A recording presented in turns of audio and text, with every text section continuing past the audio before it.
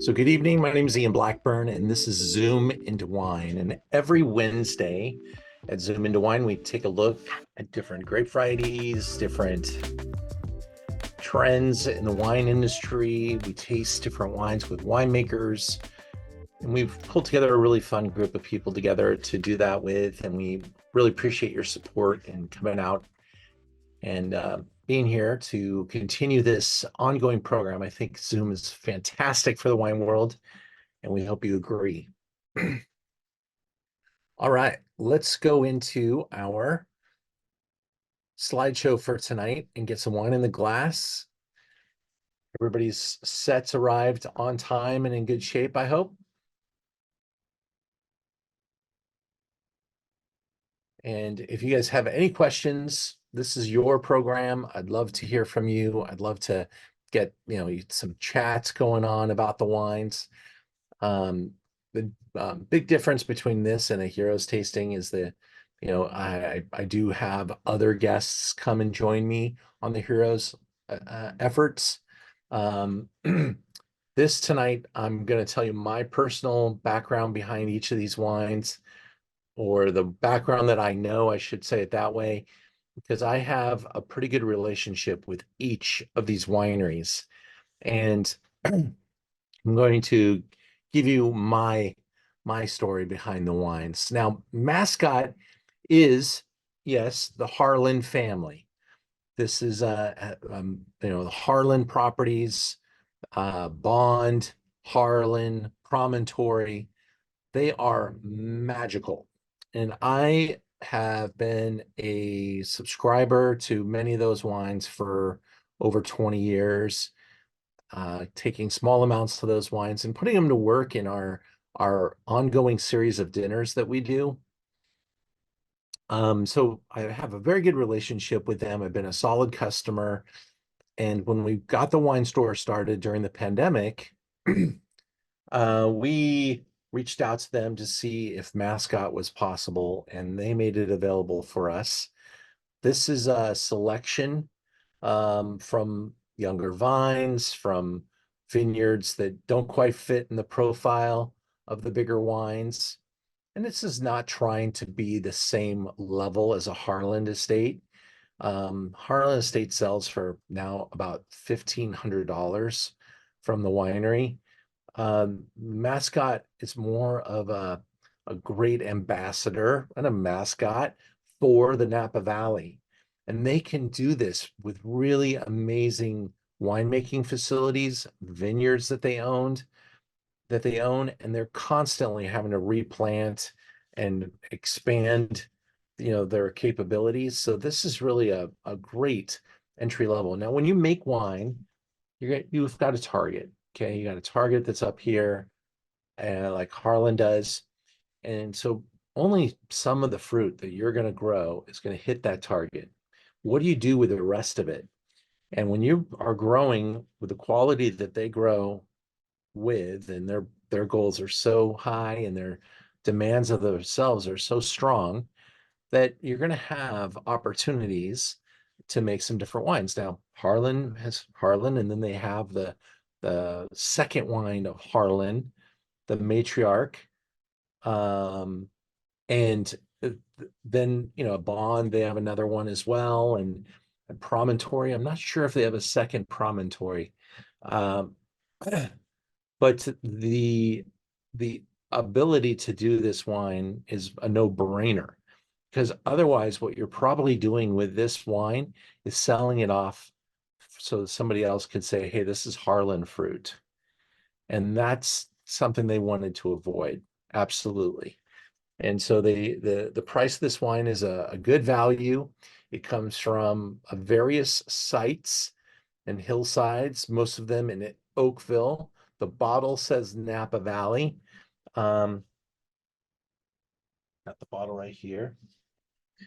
They use their same minimalist approach. The winery itself is in Oakville, but this is a Napa Valley red wine. And also it doesn't even say Cabernet, actually. And so they can really play with the blend. And it's, when you're making a flagship wine. You're using Merlot, Cab Franc, Petit Verdot, and Malbec, just like they would in Bordeaux. Some years you're going to use a little bit more cab when it calls for it, when it's great. And maybe in a vintage where they need to compensate for something, they can use a little bit more of the other fruit. When you have a product like Mascot, you can really get creative and increase, like volume knobs with the different grape varieties. So it works out really well for them. And Will Harlan has been, watching his father for over 50 years run this winery. Uh, he's a really imposing figure. I had a really unique encounter with him early in my career when I questioned him at a conference in front of a pretty large audience and asked him, I said, does it make sense when all these wineries are spending so much money to build these winemaking facilities and buy all these vineyards and create this huge, this bill to pay? Does it make sense that, Harlan could be a good investment? And he did not like my question because he's an investment guy and he has a 200-year plan for Harlan. And I'm sure I was wrong. It wasn't my intention to say he was wrong. It was the intention was to find out, what makes this a good investment. So I probably should have rephrased the question a little bit better, but he looked at me pretty cross-eyed when I asked the question. I have been to Bond. I have been to Promontory. I have seen Harlan at some point in the near future. I hope to call on them to allow us to go. And the visit is a pricey one. I don't even get a professional consideration when I go to Harlan. It is pay the price of the tariff. And that number's basically typically the price of a bottle of their wine. And that's how they do their visitation. So that's what you might come to expect if you ever get a chance to go. And by the way, the only way you usually get to go is if you're a current subscriber and maybe even have a little bit of history. Just becoming a current subscriber may not be enough to get the appointment. So here it is, basically kind of typed out as to what I was saying earlier about the blend of this wine. 2019 is a really an excellent vintage. I'd say 18 and 19 are just neck and neck. People are gonna, some people are gonna handle their fruit a little better in 19, and some did it better in 18. 18 might have been just a little bit of a more generous vintage as far as volumes go. And 19 may just have a little bit more of a sweet spot, a little bit more of that richness happening. But that's kind of vineyard to vineyard. When you're talking about the Harlan holdings, they are just perfectly located. The neighbors are all classic producers that really define the Napa Valley. And they came in and built these wineries with, the intention of that 200-year plan. They are concrete and heavy metal and amazing physical features that look like they're built to endure. And they will.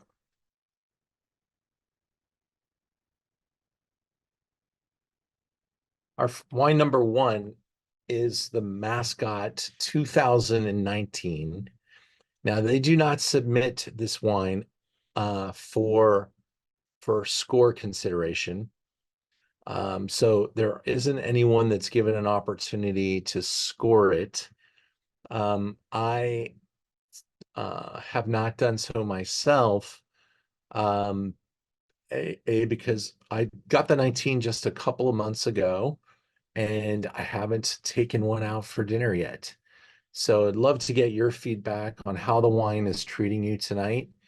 At $180, it's meant to be a little bit more of a casual luxury especially when you're comparing it to the Big Daddy that they make, and something that you can get a little bit more uh, gutsy with on a more regular occasion. You will find it in some great restaurants.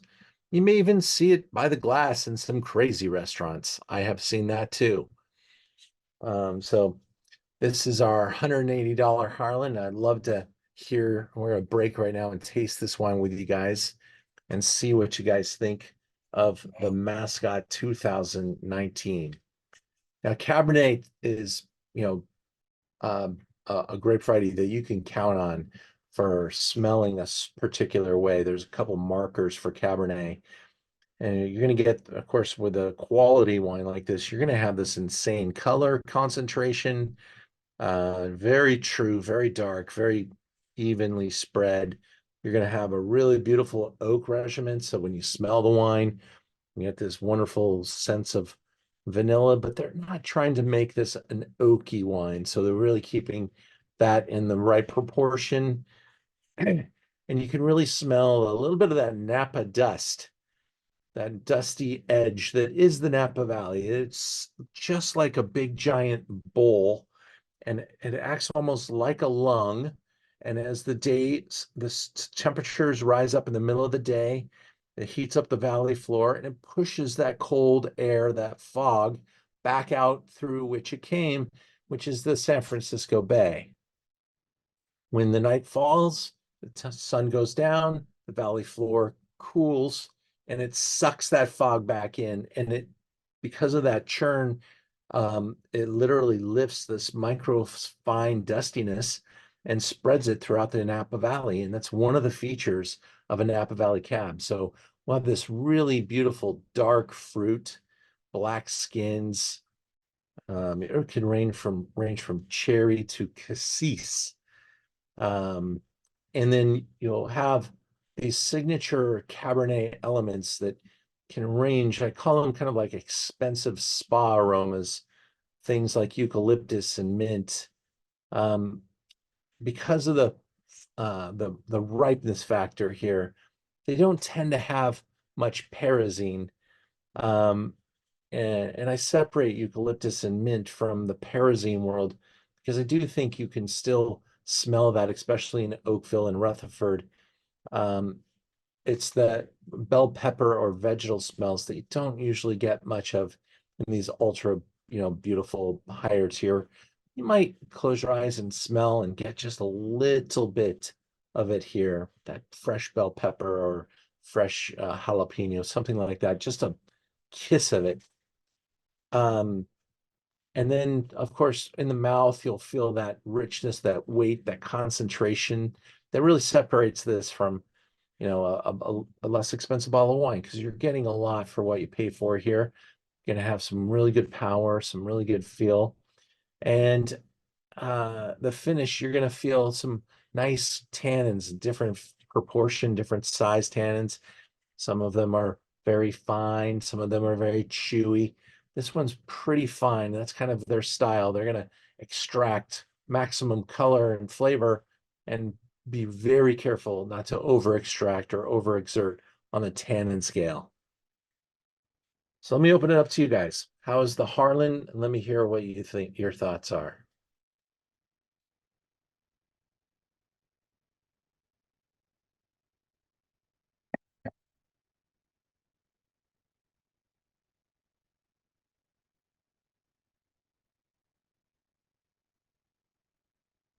Gary put a comment in saying, very nice wine, amazing. The youth for about 5 years old. Yeah, it's only 5 years old, and you might think it might be too young, but they made that with this in mind as well, Gary. They are really aiming to make a bottle of wine that you can trust to open and enjoy now. Sure, this is going to improve with some time, but the but this wine is definitely drinkable now. And I'd say, if it's the most of the improvements are going to be in this very next year as well. It's going to continue to come together and not be so disjointed. Excuse me while I clear my throat. I've had to do this all day long. Somebody else could talk for a minute, it would help.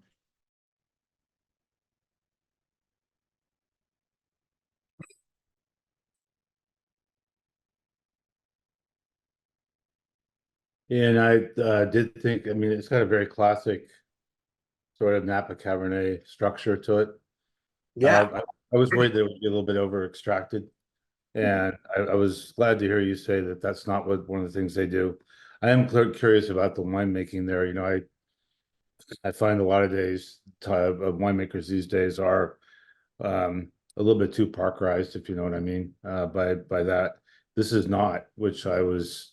It feels a little bit more traditional in the palette. So really interesting one. That's a really good category for it to fall in. I think it does definitely lean into the tradition of what does a good Napa Valley wine taste like. And I think if you went up the food chain a little bit inside the Harlan family, you start to see some wines that, in their youth appear too young. You need to let the big Harlan estate give it 10 years, 100%. And I mean, at the same time, it's still delicious to taste it and get a peek and go, wow. But I almost feel like you're wasting your money if you were to open a 2019 or 2018 Harlan.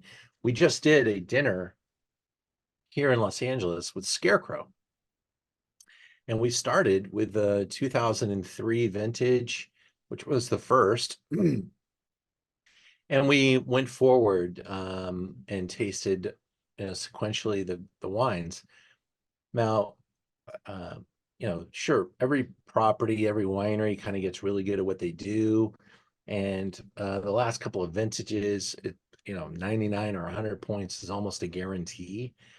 But once you get past, like right now, 2016, those wines are just painfully tight and need to unwind and really need that space to run. And so I think this wine kind of can help you fill in the gaps of time too. And I think this is a smart move for them. And it's not like, just like you said, it's not going to be that overly extracted, huge, chocolatey, or trying to go for something too massive in its scope. I love that classical reference. I think that would be music to their ears. All right, so if I were to score this wine, this is my question for you. And when I score, what I use is the same scale.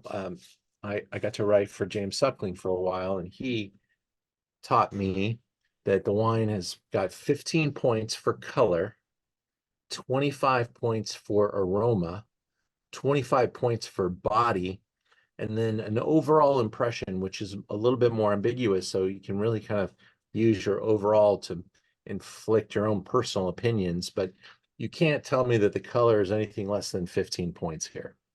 Okay, it's that's kind of what, yes, this is exactly what you'd expect it to look like. The aroma um is beautiful and elegant, and maybe it's not the most perfect aroma you've ever smelt. Maybe maybe some of you would be even more critical than I would be, but I'd say I could take a point off for aroma. I might even take two if I felt particularly whelmed by something that's going on. But I'm kind of not. I just think it's exactly what you expect here. So I'm in the 24 out of 25 on this particular wine. The body on this wine, 25, it's you kind of have to have enough uh reference points to know what a 25-point wine tastes and feels like. We're going to taste a couple of those here. Um I'm not so sure this is a 25 body. I might be pretty hard here and go down to like 23 and a half. And then to keep the math really nice, I might do a 33 and a half for overall. So that means I'm like 3, 5, 6 points off. That's 94 points for this wine. And I think you could argue maybe it's a 95, maybe it's a 93. But I think that that type of math, that kind of system allows us to be pretty close every single time. And you just need to have the context right. And so I'm in the 94 to 95 point range on this wine, and I hope you agree.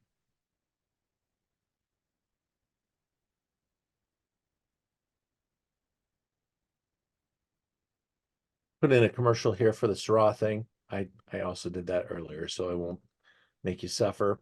One of our other future Zooms is coming up pretty soon. We've got a really cool thing on Sauvignon Blanc because these Napa cabs are exciting and awesome, but the projects that have been probably getting the most attention over the last year or two, the new stuff, is wow, have you tasted how good the Sauvignon Blancs are now? Because they've tried to bring them to parity. They're not trying to justify the use of land by milking it to get, you know, 5, 6, 7, 8 tons of fruit per acre. They're now farming Sauvignon Blanc like they farm Cabernet and making some really beautiful, long aging, gorgeous Sauvignon Blancs. And so we're going to take a look at that. And not just Napa, by the way. Wine number 2.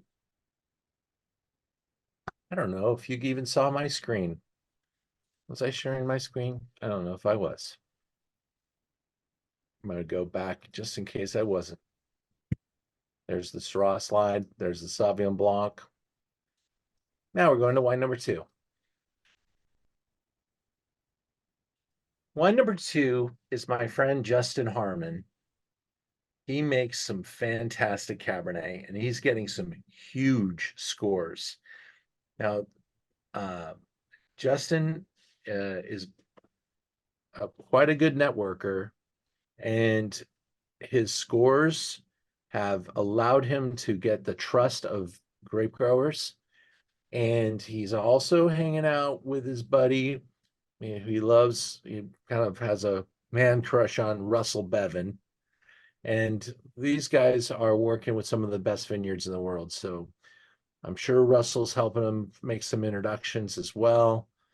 Russell's really a pro quality guy, and Justin's a pro quality winemaker.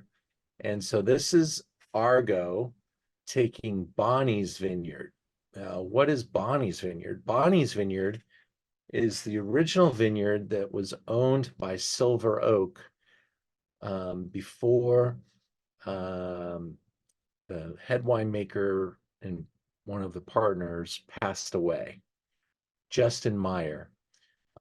Justin Meyer was, heavily involved in the winery. Upon his death, the family kind of took the Bonny's Vineyard back, started to sell some fruit to some other people, and they make their own wine as well. So Justin Harmon was able to get his hands on Bonny's Vineyard, an Oakville property, and this is his 21. Oakville is Napa's creme de la creme, and there are great vineyards in every AVA. There's 16 AVAs, sub-AVAs of the Napa Valley. There's 16 of them, and Oakville sits up it's the crown. You've got vineyards like Screaming Eagle, and Scarecrow, and Opus One, and the list is pretty long. Definitively, Oakville fruit sells for more money. You've got Beckstoffer Vineyards running throughout it as well, and he's really done a great job with marketing his product. Argot, Justin's brand. He's a real clever man and came into the business with some great ideas. Really just kind of strapped on his boots and started making wine.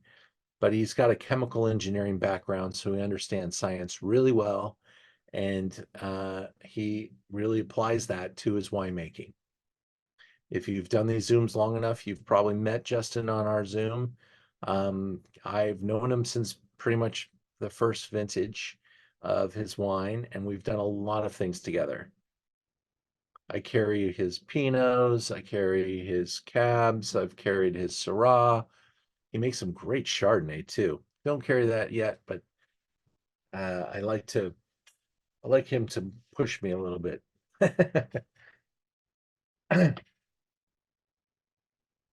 So here's a little tribute to Bonnie's. And then here's the score that he just got, 97 from the Wine Independent. The Wine Independent, if you don't know, is written by the former editor of Robert Parker's magazine. She, as many of them did in the last couple of years, left the bigger publication and started their own. And she's really great at what she does. So we can focus here on Justin's style a little bit, which he does push those petals a little differently. The attempt here isn't to make a wine that's like ready to pop because he makes a higher end one. He does make higher end wines than this, but he is going for the gusto, and he wants to really bring out the greatest character that he can from the vineyard. And I really love how they classified this as Morello cherries, wild blueberries, black raspberries, core of black currant jelly. I mean, come on, that's really, I think, the perfect description for this wine. Black currant jelly. There's something almost sweet about it. It's got a lush, layered, very fruit focused, full on, full bodied.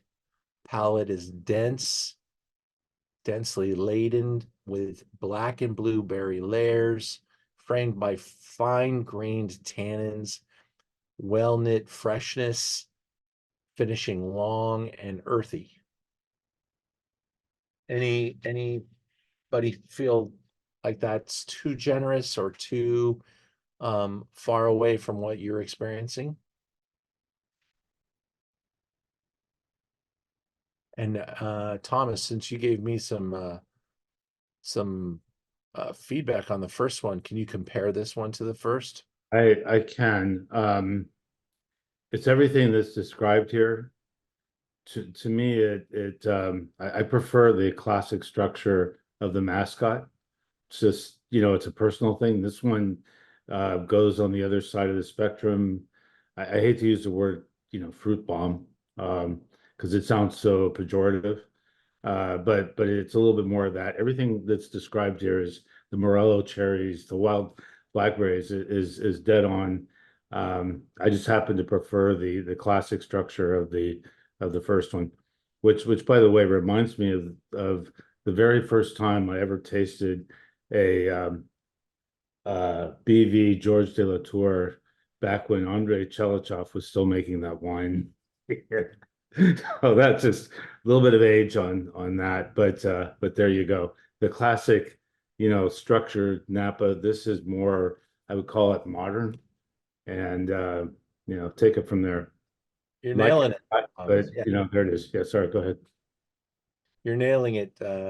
Really great. And I saw some others. Maybe somebody else wants to comment now. I was going to make a joke, Thomas. I think everyone hates you now, Thomas. That's what I was going to say. No, you were. That's a natural thing. I'm a CFO, and it comes with the territory. There you go. It's Motion. What are you thinking? Oh, hi there. I think the description is dead on.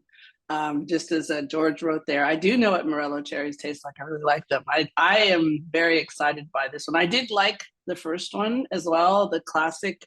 I like that word. I don't know if I'm as knowledgeable as the rest of you all. I'm here to learn. But the big fruitiness, the boldness, that's what I showed up for tonight. So I'm really excited by this one. I really am enjoying it. And I think that's a good word too, Mojin, is exciting, because I think that the Mascot is classic, but maybe not as excitable. You know, this one's going for Calm. this one's going for the fences. And you know, when you go for the fences, you're gonna maybe leave some people behind a little bit. And this is where kind of, you know, you got the classic style, and you've got as it was referred to as maybe a more modern. There's a whole point of alcohol difference between the two, and it's not a vintage difference. This is a stylistic preference to make it a little bit riper, a little bit richer, just go for those flavors, those layers a little bit differently. And I think it's wrong for us to even decide quickly that one is right and one is wrong. I think they're both, there's a world where we can, all these flavors that we're going to experience tonight can exist, and we can compare and contrast, and uniquely we can figure out each one of us which one we prefer. And honestly, I don't want to live in a world where there's only one type.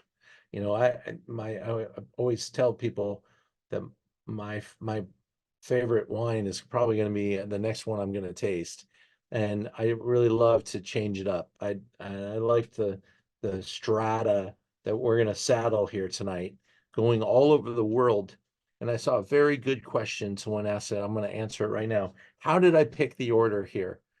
Painfully, I did taste these wines when we went to put these in the jars.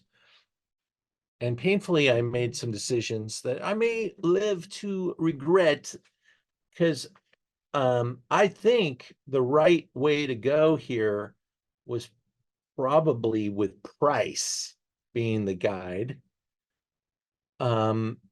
There is typically a connection between the size of the wine and the size of the price. But then I tasted the Mascot at 180 a bottle, and the wine that we're tasting now, got a couple more pictures to get to the price here, but that's a look.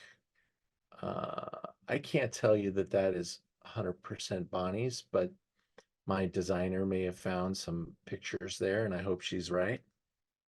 But here's the wine price for Argot, 150. And he only makes, by the way, he only makes like 1,000 6-packs of this wine.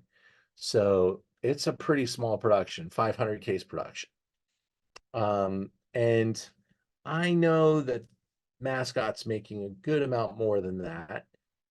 They also have a much bigger name, but it is, you know, there's maybe a little bit of a price concession here because they're not Harlan, or Argot's not Harlan, and so he's got to work a little bit harder. He's got to do things a little bit more to stand out. And so this is the path that he's chosen, and I think it's consistent. It's a consistent thread between all the wines that he makes. Don't taste this Harlan Cab and think that he isn't doing the same exact approach with his Pinot or his Syrahs.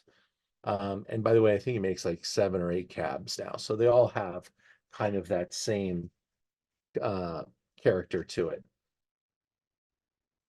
Let's move into wine number 3, Igneous. This is from Venge or Venge. I was always told it was Venge because it's Kirk Venge. But I've heard some pros even say Venge, so I'm not sure anymore. It is, sorry, Ian, it is Venge. I'm a member Good. at them. And the last time I was in there, they went through and they're like, no, it's people want to say Venge, but it's Venge. Good. Thank you for giving my confidence back. I lost my confidence card on this wine. But but I do, I want to hand it to Venge because they definitely have created a phenomenal lineup of wines, and Kirk's on a roll. I mean, I'm tasting wines from all over Napa and Sonoma from him that are really, shooting for, damn, that might be the best wine I've ever had type of a thing.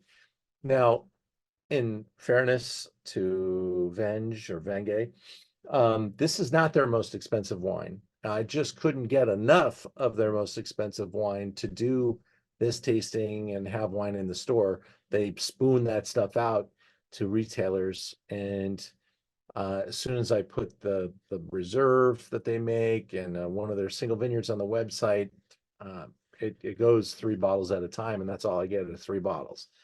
This is the wine from them that I've got enough quantity of that is important to them, and really I think represents something significant because and you can again criticize my tasting order if you like, but this is even less expensive than the one that we just tasted. And I think its size and character are in the same vein, the same direction, the same ideals are going on through this particular one. Let's take a look. And what we're doing differently here is we're up in Calistoga with this wine. And just get a little background about Venge.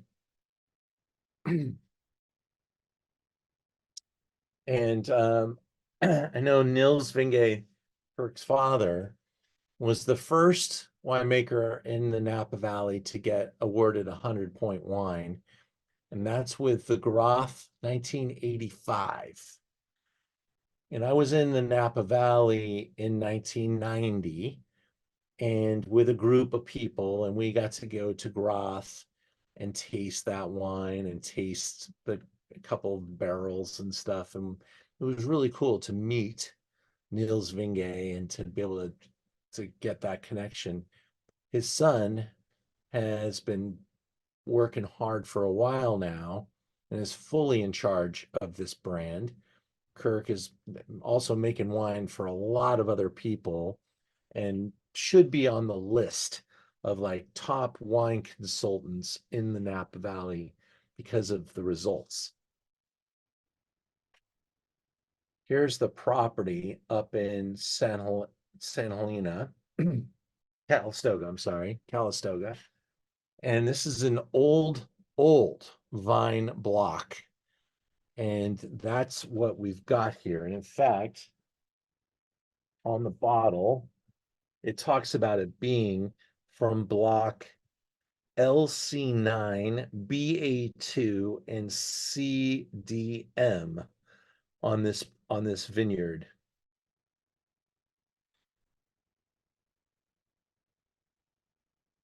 Born from fire and magnetic rock, Igneous Cabernet Sauvignon pays homage to the volcanic nature of the Calistoga growing district, situated at the gateway of the Napa River headwaters and the alluvial base of Mount St. Helena. We find magnetic forces that jettison healing hot springs, mineral-rich soils, and a slightly warmer than average growing environment. Ideal conditions for producing perfection in the glass. And here you can see what those blocks are. So it's Venge's Bone Ash Vineyard, Block 2, Calistoga, Larkmead's Estate Vineyard, that's interesting, Block 9 in Calistoga, and then the, that's pronounced Cavey, I think, Cavey Vineyards, Diamond Mountain Estate in Calistoga. So that's cool. Wine Independent, 93 to 95, Jeb Dunnick, 94. Words used here, it talks about the fact that it was aged 19 months in 85% new French. I love it when people give us that information. It's a little bit of a dive. Sometimes they don't tell us anything.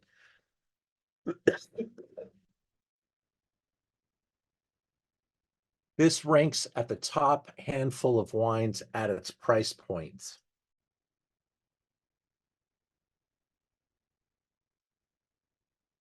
$100. But Thomas, would you agree this is also in that same category, kind of in pushing that ripeness and stuff? Or maybe there's something about this wine that you like or dislike more or less? Yeah, so this is an interesting one. It doesn't have the specificity of fruit that Argo has, you know, that define characteristic of the cherries and the blackberry and so on. It is a little fruitier than that, but it also, you know, I used to drink Calistoga Cabernet on occasion, and this strikes me as somewhat of a classic Calistoga Cabernet from that standpoint. I'll be interested to see how this ages from that standpoint. It's pretty young wine, right? This is a 21 from that. So, you know, Yeah, yeah, 21. yeah, how it will develop. It's still a baby, and what's going to happen? I mean, what do you think is going to happen to it as it ages? Well, I think I do think it's made with the intention of being dramatic at day one, but I do think that this will surprise us all at how well it will age. Um, I think that maybe there might be an end date that comes a little sooner than Mm, some other yeah, wines, yeah. but I don't think it's going to tap out anytime soon. And there probably will be very few examples remaining by the time it hits that number. You know, it's a good 10, 15 years from now. These days, $100 for a Napa Cabernet is a bargain, right? I think you can kind of say that. Yeah. Yeah. I mean, there's so many that are pushing north of $200. It's a little frightening. And you know, the scale that I with everything in life, I look at stuff and I always say the pendulum, you know, it'll swing from one side to another. And I definitely think we're somewhere over here, maybe off the camera, with the pendulum being pretty high up there, the number of small production high-end wines, and that'll naturally correct itself.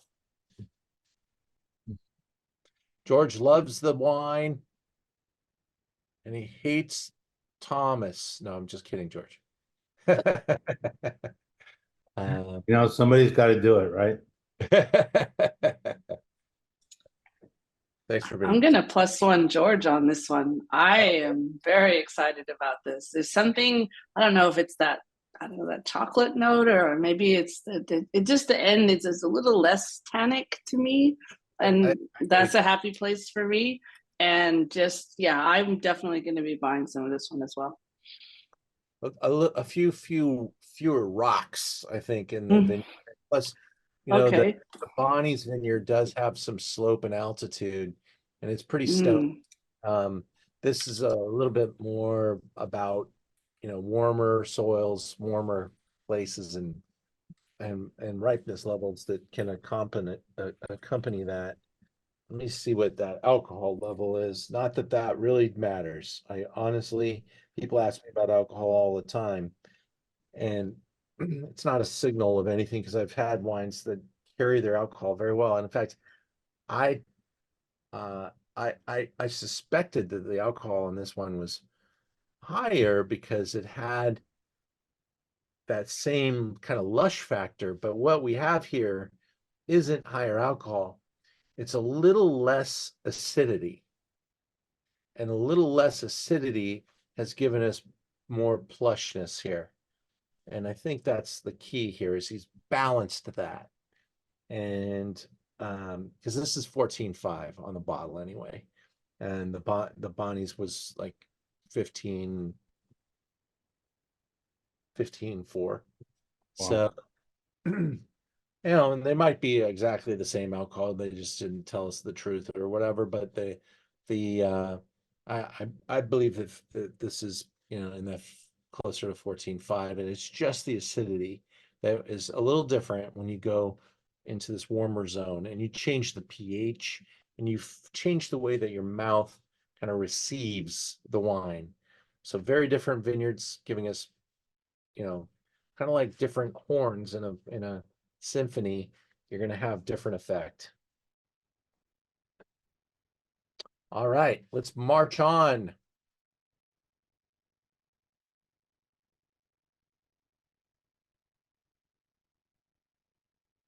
Come on, it's so much fun to taste wines at this level and be able to taste them next to each other. It gives us such perspective, and that's what I love to do. That's why we do this, and to be able to remark back about what we just tasted and what we're going to taste next. I'm so excited to pour this for you because I'm going to go on a limb and ask, has anybody ever heard of this wine or seen this wine before? Can't see you. Why is that? Because I Never heard it before. All right. Well, this is Unwritten. This is a fairly new brand. They run really well run group. Really a great target for you to go and visit because they're like, please come and see us. You know, some of the wineries are like, stay away. You know, they don't have the welcome mat out. These guys do. They work hard. They want you to come and get on board with them and ride them to the next level. And they've got a mission they're on. They are based. I think they're tasting. Right? I'm going to see on the back. It says Napa on the back as to where the wines are vinted and bottled. Let me see if we get a little bit more insight here as we read the information. But I sent people to their tasting room, and I think it's a little bit more Yountville oriented. So here we go. In fact, we've had a couple people from this team on Zooms way long ago, done some stuff with them. These wines were still in conception form. They may have been in bottle, but they weren't for sale yet. But Mark Pormbisky, his name is appearing more often. He is a consulting winemaker. His wife is the winemaker at a really great brand, and they make a wine together. His wife used to work at Spotswood. They make a wine together called Zeitgeist. Maybe you've tasted that with me here. I love Zeitgeist. That's one of my top Napa cabs under $100, Zeitgeist. But he's been hired here to be the poet laureate of this brand. And he works for Anomaly and has quite a nice arsenal of brands. There's her name, Jennifer Williams. That's his wife, and she's the winemaker and makes some great wines in the Napa Valley, some of the most expensive wines in the Napa Valley, for the brand that she works for. So this trio of investor guys come together. They want to start making some wines. They go out and get some great vineyards together. They've got a vineyard called Oakville Station. That's one of their vineyards, and they make an Oakville Station wine. They've got a vineyard called Las Posadas Vineyard, which is at the top of Howe Mountain. And they make a Howe Mountain wine as well. And then they make this wine as a blended wine, kind of expressing the great diversity of Napa Valley, blending the mountain with the valley floor. And so you get the Napa Valley version here. You could taste the Oakville one and love it. It got 98 points. You could taste the How Mountain wine and love it. It got 99 points. I have seen these guys get these scores 3 years in a row, and they are doing some really cool stuff. This is $199. So we've jumped back up in price point, but I went on tasting these wines. I felt that this wine was younger in its approach. This is a wine that I do think really needs a little more time, but is probably benefiting from being in the decanter since I poured it on Monday, but really got a little bit more spinning in the glass here. There's a little bit more power, a little bit more friction, a little bit more tannin, fruit, muscle. Everything's a little bit more, and a little bit more money.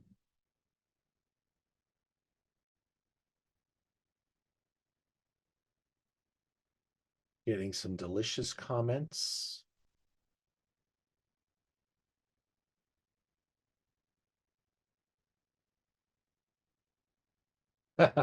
Laura, I'm sorry about how hard we screw those caps on. Yeah, I've almost needed the jaws of life to get those things open. But the key is one of those rubber things. That's what we put them on with. In the beginning, we were having leaking bottles all the time. Rarely do we hear about that happening anymore.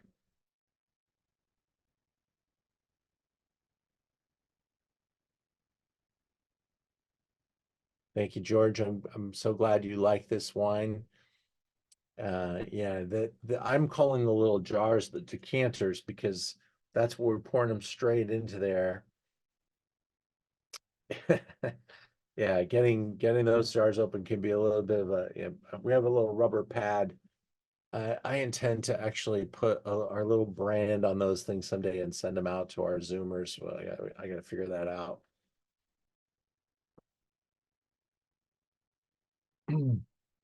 So what do you think, guys? Where are you going to rank this one?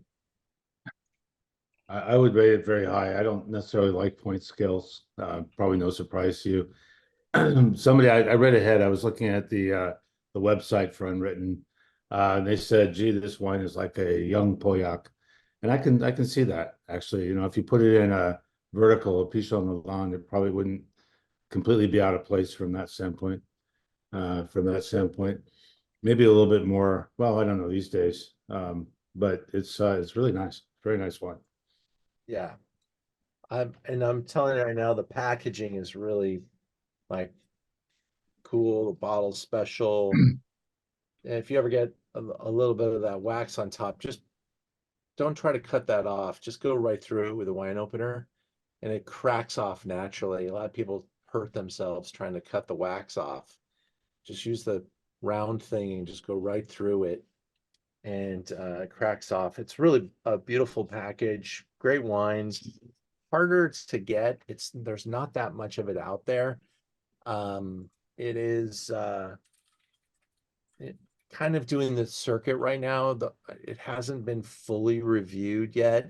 So be on the lookout. You'll see this one getting some more scores.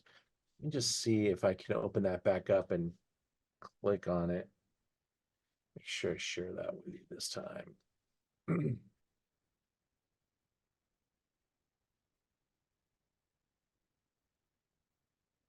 Not sure why the bottle's not appearing, but I think my internet's a little slow because I'm on Zoom. But what scores? Just have the Jeb Dunnick score. So once it gets the Wine Independent and the Parker, we'll have a full suite of reviews. But I don't think this wine's going to get anything lower than 97 points. I really don't. I think this is pretty extreme. And the other wines I was telling you about, I think I've got one bottle of the higher Oakville Station. That's what I had. Yeah, look at that. That one's 99. That was the 99er. 279. So this Napa is the least expensive in the lineup. I think the How Mountain version falls right in between, and that's already gone. How Mountain sold first, actually. I'm not sure why, but it got 98 points and was gone before it even got a single review. So that's kind of the excitement that wineries want to, they work hard to develop that kind of excitement. You see it, you know it's going to be good, you jump on it. And the wines that these are being compared to are, for the most part, equal or way more expensive. So this is a cool project. Be on the lookout. I think we'll be talking about Unwritten for the years to come, because these guys execute. I'm just telling you right now, if you want to go to Napa Valley, you should put their tasting on your experience list. They will impress you, and they make it easy and they keep it really affordable. I don't want to quote what it costs to a taste there, but let's just say my friends went and bought a good amount of wine and they didn't have a bill. So that was how they did it. Let's go to Tenuta San Guido. This is where I had friction because I didn't know where to put this wine in the tasting lineup. It's going to be a real palate like adjustment here. But this is so fantastic stuff. And it's got so many great stories to tell you about this wine. And I don't know, I want to take a look here. How many of you have ever tried Sassicaia before? Have you been able to try it? Cool. I've done it. Have you tried this current vintage too? All right. George? Yeah, I didn't understand this whole thing about, all I ever drank was Sangiovese from that region. And they came out with these grapes and started producing wines like this. And I had my first bottle of Sassicaia, and I just thought, oh my Lord, France is in trouble. Yeah, exactly. That was their intention. This is the west coast of Tuscany in a town called Bulgari. And we're talking about the Incisa de Rolochetta. That's his formal name. And he had this land planted in 1960s. And his family is Antinori descendants. And he wanted his horses and his ranch near the coast. He felt it was a better environment to grow varieties. He didn't want to grow Sangiovese anymore. He wanted to grow Merlot and Cab Franc and Cabernet. And this is the OG Super Tuscan. This is the first. And by 1985, the world was buzzing about this guy, and he got 100 points in 1985, and the wine went off to the races. I think 85 Sassicaia suffers in the marketplace because there's so many counterfeit bottles. They probably counterfeited 85 Sassicaia more than he actually made 85 Sassicaia. That's the joke, because it went to $3,000 a bottle. Yeah. And the packaging is pretty easy to copy, and the bottle's nothing too far away from others, except now Sassicaia is on the glass. So no more cheap counterfeiting. You can't do that cheaply. That's a $50,000 mold to make that glass bottle. So at least that's what the price was 10, 15 years ago when I looked into it. I don't even, it's probably $100,000 mold, or maybe it went the other way. Maybe it's $5,000 mold now. I don't know. But this is a super large property, 7,500 acres, not all planted. This guy grows amazing wine, but he also makes a fortune in growing amazing racehorses. And that's his primary business, are horses. And if you visit the property, which I have had the great fortune to do, you will see the vastness of the property, and you really won't see vines until you go to the vineyard. Here's a nice look at the enormous size of the property. Now, I've never been up here as far as I know. I think that's like the private old estate. I stayed in like a guest house or something down on the property years ago. I used to work for the importer, and see that little square plot? That's the vineyard. So it's a pretty small spot. Now this particular rendition, which is 2020, is 85 Cab and 15 Cab Franc. So absolutely, it's a Cabernet. It sometimes has other players involved, but they do have other wines that this property makes that are less expensive and carry a weight of the Merlot and a weight of other grape varieties that aren't in Sassicaia. So you can look down the food chain, and I think it carry most of the wines. The property isn't called Sassicaia, by the way. It's called Tenuta San Guido. And so if you put in Tenuta San Guido on the website, you'll see the different wines that we carry and the different price points. But let's while we're here, let's just look at this decanter review, which decanter, by the way, are the English. Okay, that's Decanter Magazine is an English paper, and they're going to be much more basing their palates a little bit more on Bordeaux and the great wines of that nature. So when you read a decanter review, you kind of got to take that grain of salt.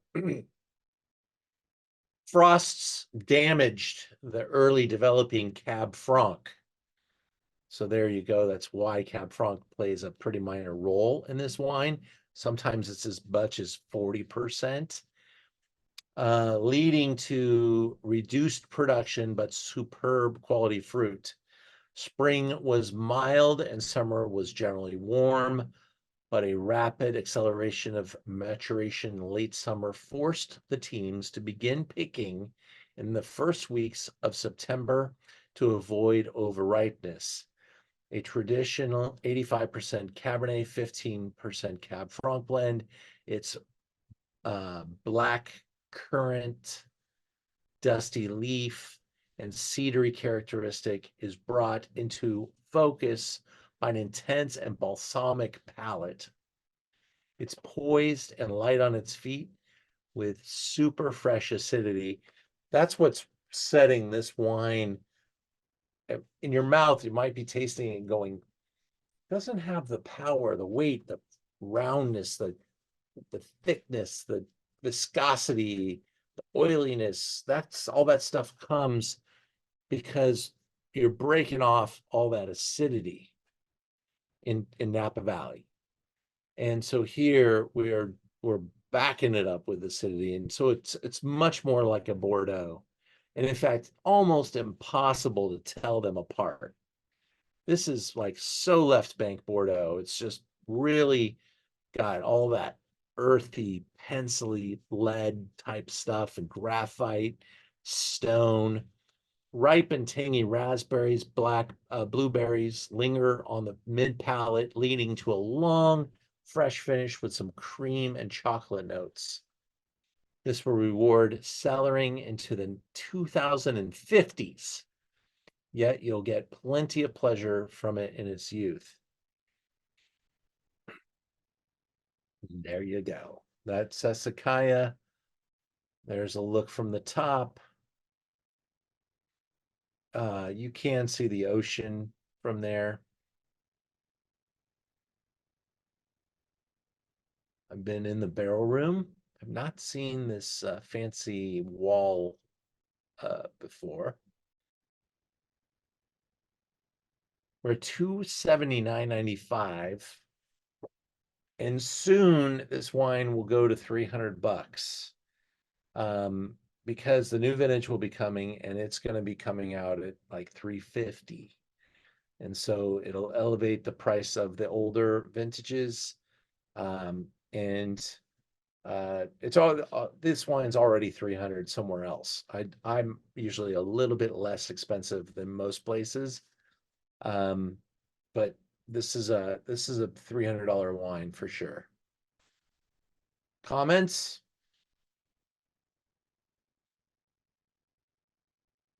See some chat action. Let me take a look.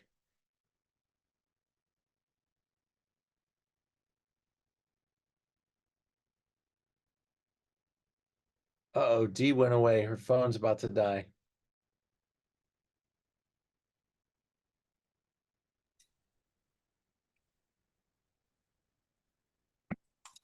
Any other comments? George, I'm glad you've had some experience with this.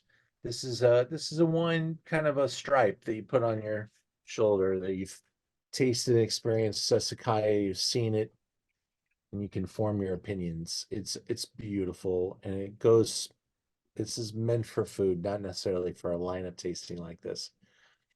But I do love to show it off and compare it and contrast it. This is a new one for me, and I'm really excited to have this small taste. Excellent. We could have used one of the first growth Bordeaux's, but that would have sent the price of this tasting, up another, because first growth Bordeaux's are $900 a bottle for the most part, and their first years they can go up from there. We finish with no slouch. We're going to one of the more talked about brands in the Napa Valley today. This is, if you haven't heard about them yet, you will. This is Realm. This is their wine called the Bard. Now, this is not their most expensive wine, but this is their main production. And much like Joseph Phelps made a lot of other higher end cabs, but Insignia was their main production. This is kind of their Insignia. It's called the Bard. It's a Bordeaux red blend. And he doesn't mind using that word because he is from Bordeaux. When I say he, the winemaker, his name is Benoit Troquet. They bought the old Hartwell winery, right on the east side of Oakville. It's a spectacular location. By the way, they bought it and then they ripped it apart, and they've been under replanting. So we haven't even tasted what they're going to be up to, what they're going to be capable of, because they have been using other vineyards that they own. They've gone out and just, like, in the face of all this financial pressure of finding money, they just bought one of the most expensive vineyards in the Napa Valley on Pritchard Hill, and they pocketed that vineyard. They have a number of holdings in different parts of the Napa Valley because it became obvious about 5-6 years ago, oh God, if we want to make a good amount of really good wine, we're going to have to actually own the vineyard, because these vineyards are getting gobbled up. And that's what they've worked to do, is to secure their future and become something really important. And by the way, the guy who runs Realm, his name is Scott Becker. He worked for Mr. Harlan, so he has that same aptitude. He's really big in the financial world. He then financially engineered the sale of Costa Brown and made probably a life savings doing that. And then got involved with a number of key players to help put Realm together. This winery is built to be a contender. And the property that's over here is the new winemaking venue. I am not aware of what this brown building is. That may be the hospitality center. I don't think this was built when I was there last, which was about 2 years ago. This wine is 83 Cab, 7 Merlot, 6 Cab Franc, 3 Petit Verdot, 1 Petit Syrah. They can juggle the rules a little bit with Benoit being the winemaker. He'll find a way to make the wine a little extra. And by the way, Petit Syrah in Napa Valley Cabernet all day long in the history of Napa Valley, all day long. In fact, there probably was as much Petit Syrah planted in the 1950s and 60s in the Napa Valley as there was Cabernet, because Napa Valley actually was a sweet dessert wine marketplace back then. If you were making red, you were trying to make it really purpley, and Petit Syrah helped you get there. Little did we know that it also really increases the longevity of the wines, stabilizes the wine's tannin profile, and it's such a really cool grape to blend with. And you can see some of the vineyards that they're working with. Not all of them that they own, by the way. They're buying fruit from Beckstoffer To Kalon, Beckstoffer Born, a vineyard called Blair, Huya, Houyai. I think that's how Hoyi Vineyard. That's theirs. Landmark, Realm, Farella. Oh, I said Landmark. Larkmead. I'm sorry, I said that wrong. Larkmead is a big holding of theirs. And did I make a mistake? Is it Larkmead that they bought or Hartwell? Does anybody know? Maybe I've got that wrong.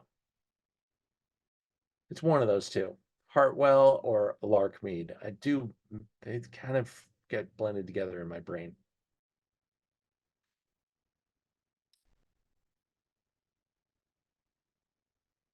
They're using these old basket presses, Boucher basket presses. It's what you're going to use in Champagne. This is what you're going to use in Burgundy. And these are used all over the world, and Bordeaux for sure. The winemaker, Benoit, he is from Bordeaux, and this is what he does. He does it very well. 98 points for this wine, and it carries a pretty aggressive price at $173.95 for a wine that got 98 points. Now, the question I have for you is, do you think so? And which one do you prefer?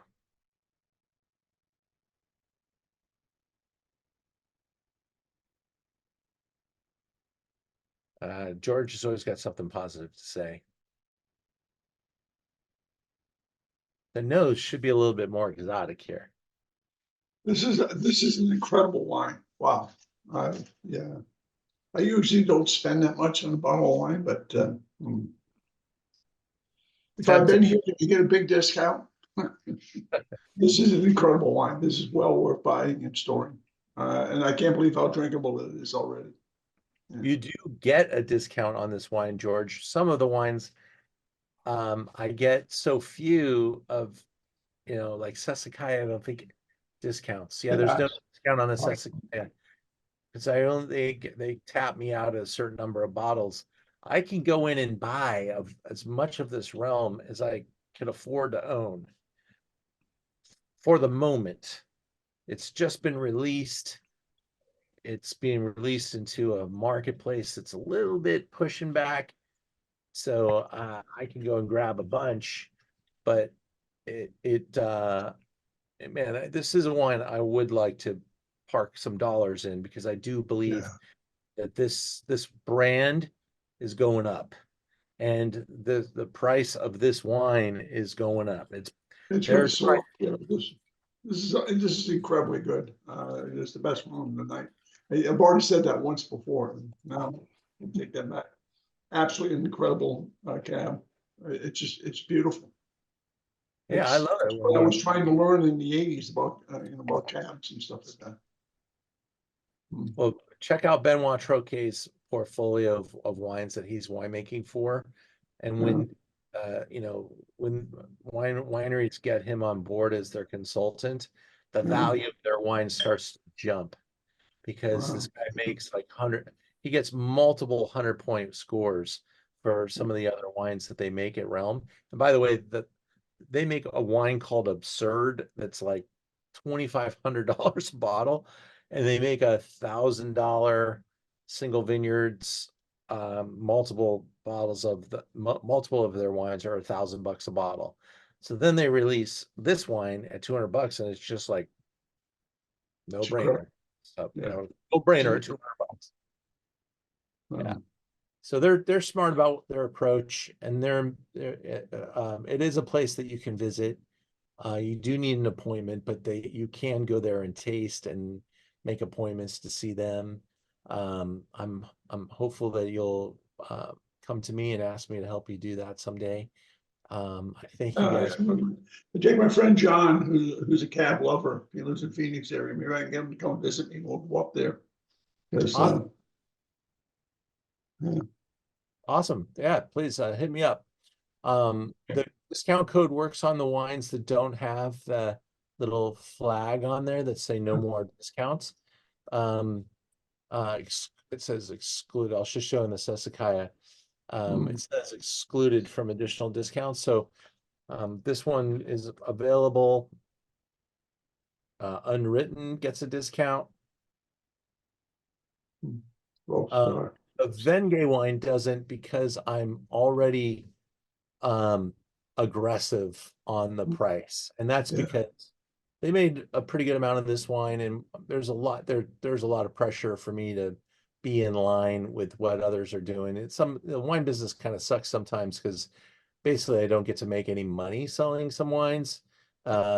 It's pretty interesting. Mascot is pretty close anywhere in the world, but you can use that discount on my website, and nobody else has a discount on Mascot. And they're all priced about the same. They police us on pricing on that wine. So that's the show tonight, everybody. Thank you for tasting with me.